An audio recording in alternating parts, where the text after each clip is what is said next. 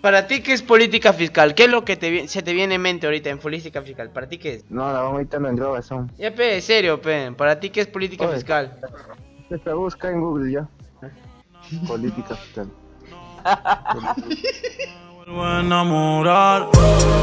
Sigue tu camino que sin ti me va mejor. Ahora tengo a otras que me lo hacen mejor. El tema del cual hablaremos hoy es política fiscal. Mi grupo está conformado por Brandon Tarazona, Eric Serna y el sotoscrito Brian Becerra.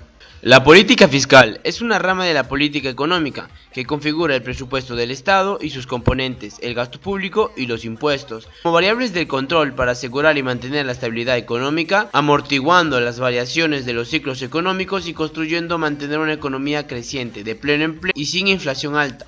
El nacimiento de la teoría macroeconómica keynesiana puso en manifiesto que las medidas de la política fiscal influyen en gran medida en las variaciones a corto plazo de la producción, el empleo y los precios.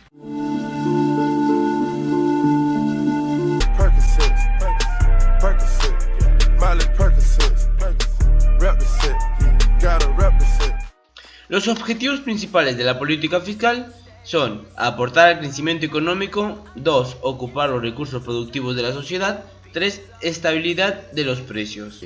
Sus principales instrumentos son: gasto público. Es la suma de los gastos realizados por las instituciones, entidades y organismos integrantes del sector público. Los impuestos.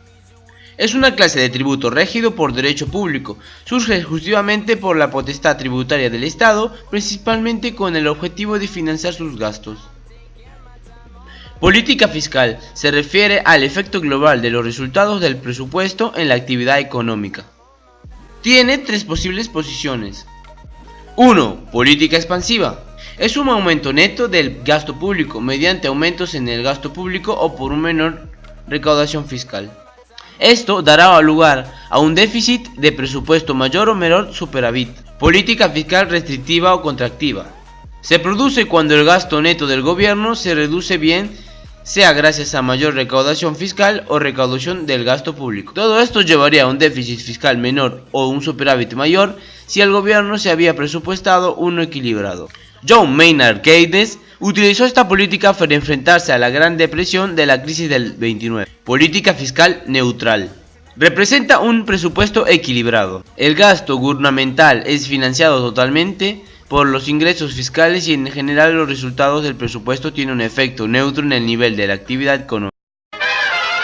En el gobierno de Ronald Reagan se redujo las tasas de impuestos de renta con el propósito de aumentar la demanda agregada e impulsar la producción nacional y el empleo.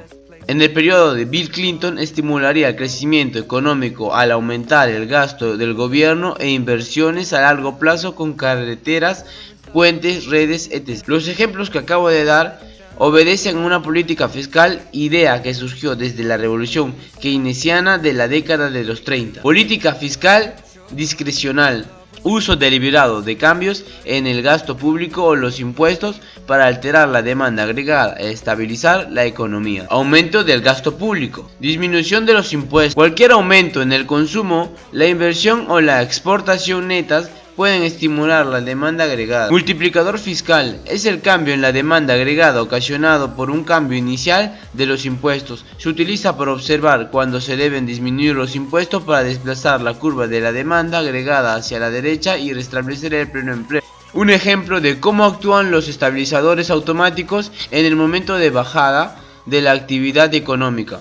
Bajada de la renta disponible produce bajada del consumo, a su vez produce caída de la producción, a su vez disminución del empleo y también aumenta los subsidios de desempleo. En el momento que también se efectúa la bajada de renta disponible, también bajan los impuestos sobre la renta, que a su vez se modera la caída del consumo, en fin, se modera la caída de la producción. El déficit fiscal. Representa un déficit fiscal cuando el Estado gasta más dinero del que recibe.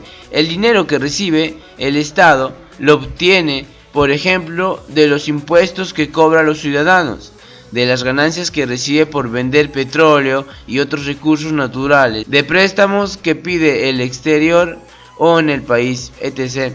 Sin embargo, el Estado también tiene una gran cantidad de gastos Funcionamiento: los sueldos que le paga a los funcionarios, inversión social, infraestructuras, pago de deudas, seguridad nacional, etc. Espero lo hayan disfrutado, muchas gracias por haber visto este video y chao.